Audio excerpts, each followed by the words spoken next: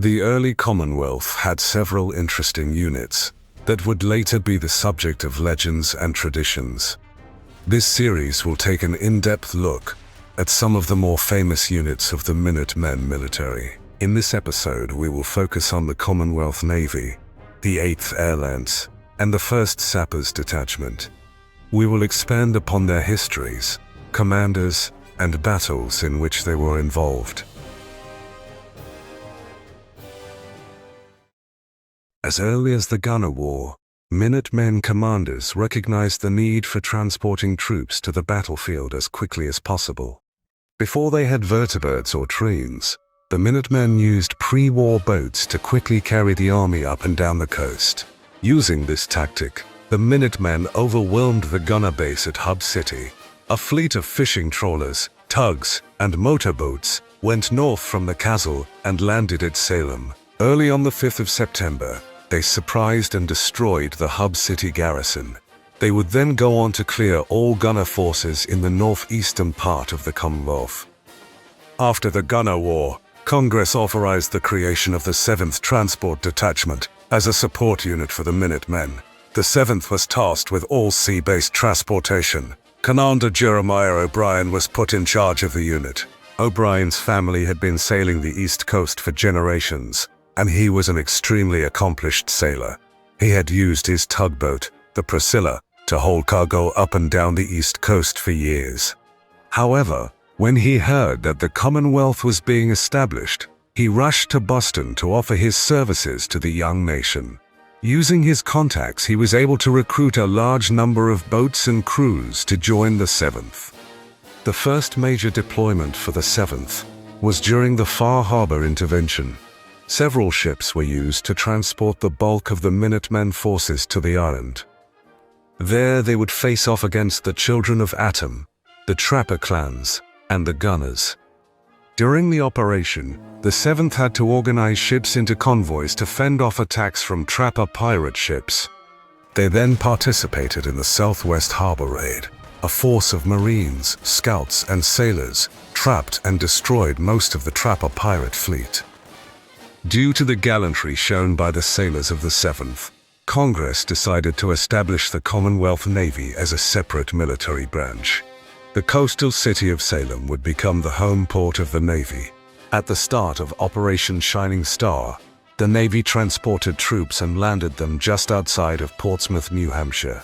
During the Glowing Sea War, a Nightkin supermutant planted a charge in the CNS Alliance, sinking the flagship of the fleet in the middle of Salem Naval Yard. Due to the need for more manpower on the front lines, President Hancock instructed Commander O'Brien to form a naval militia to help the Minutemen. Many sailors died in the fighting. The future of the Navy is uncertain. President Hancock had plans to build a small fleet of purpose-built gunboats. These would patrol the coast and exert Commonwealth power wherever the Navy could reach. The 400-ton gunboat Freedom would be the first newly built warship launched in over 200 years.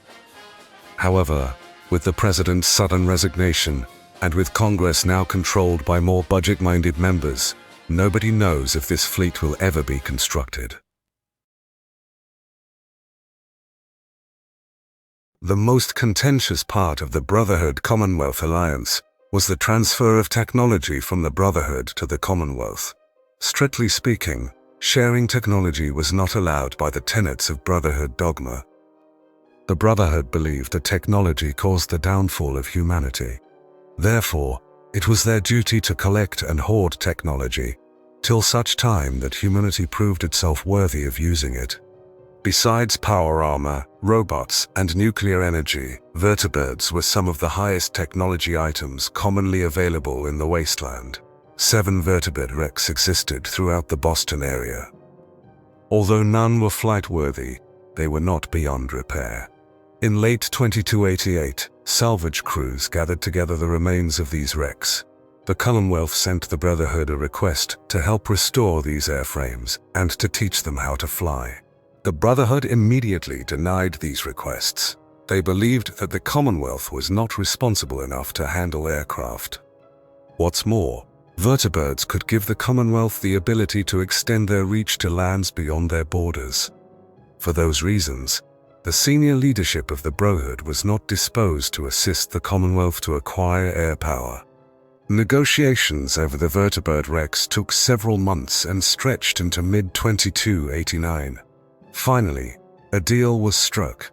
The Brotherhood had a factory at Lake Quina-powered, turning out ammunition for their energy weapons. Ghouls from the Commonwealth would go into irradiated areas to collect nuclear materials for the factory. In addition, the Commonwealth would allow the Brotherhood to send Rust Devil prisoners from the Raider War to work in the capital wasteland to repair robots. In exchange, the Brotherhood would help repair the wrecked vertibirds and teach Minutemen pilots to operate the aircraft. In total, Brotherhood and Minutemen technicians managed to get 4 vertibirds operational. The 8th Air Lance was formally created in late April of 2290, headed by Captain John Foster Williams. Williams would become the first fully qualified pilot of the Commonwealth. The first deployment of the 8th Air Lance was to Far Harbor, transporting the 1st Minutemen Company in September of 2291. They later helped rescue members of the Southwest Harbor Raid. The Far Harbor intervention also became the first instance of air-to-air combat in 2 centuries, as Minutemen and Brotherhood vertibirds fought Gunner vertibirds during the Battle of Southern Far Harbor. No aircraft was shot down on either side. In 2294, as war in New Hampshire loomed, Captain Williams completed nighttime navigation exercises for an upcoming operation. The aim of the operation was to insert a scout squad deep behind the lines in Vermont. The squad would plant a navigation radio beacon for the rest of the 8th Air Lance to follow. Over the next week, the 8th Air Lance shuttled 2 companies of Minutemen to Burlington, Vermont, to secure this vital crossroads. During the initial phase of the invasion, the 8th Air Lance began to be used as air support for the infantry and to spot targets for the artillery. The most notable use was during the first siege of Concord, where vertibirds called in artillery strikes, as well as performed strafing runs over the city. During the Christmas offensive of 2295, the 8th Air Lance was used to drop supplies to the besieged defenders at Camp Goodhue in far northern New Hampshire, as well as to provide air support for troops trying to recapture Concord. The unit incurred losses during the campaign. A vertibird bringing supplies to Camp Goodhue clipped a tree branch and crashed. Later that week, a second vertibird, flown by Captain Williams, was shot down over Concord. When super mutants invaded the Commonwealth, the remaining vertibirds were used to insert scout units deep inside the glowing sea. These squads would interdict supply convoys headed north. The vertibirds were later used to strave and harass fleeing super mutants in the glowing sea. All the Minutemen await the day that the 2 damaged vertibirds can be repaired, and the 8th Air Lance is once again at full strength.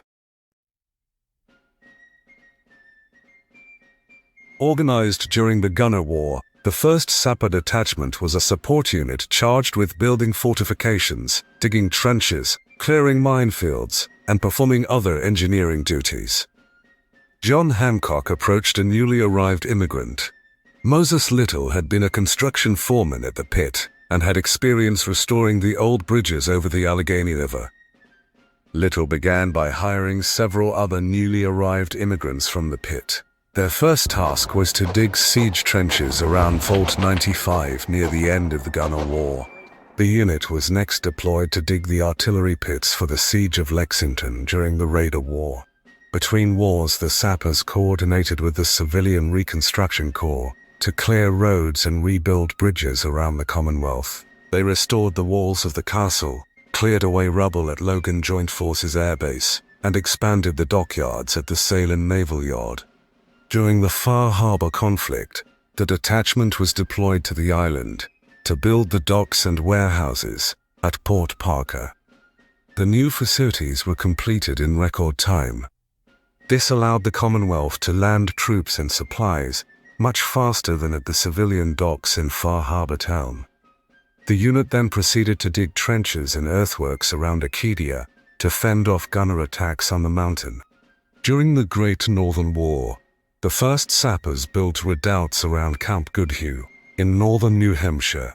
They retrieved several power armor suits that had been sunk into the lake. When the base was besieged by insurgents, the sappers helped to man the defenses alongside the 3rd Minutemen. When the super mutant invasion began, sappers were put to work restoring rail lines and repairing telegraph lines that had been sabotaged by Enclave spies. During the siege of Fort Hagen, sapper volunteers went out into no man's land and planted landmines to hold back super mutant attacks. The unit finished the war, creating an elaborate system of trenches and defenses for the Battle of the Glowing Sea. After the war, the first sappers were charged with building a series of forts to ensure that the Commonwealth was never again menaced from the south.